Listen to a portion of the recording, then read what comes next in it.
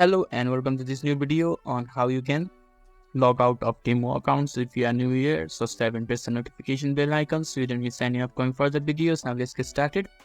So firstly, you will need to open the web browser of your choice. In the top of the web browser, there will be a search bar. Click on the search bar and type Temu and just press enter in the keyboard. When you have typed Temu and the search results will be shown to you. You just have to click on the first search result, that is Temu, and their official website will be opened. And when you have signed in and logged in successfully, this is the interface that is shown to you.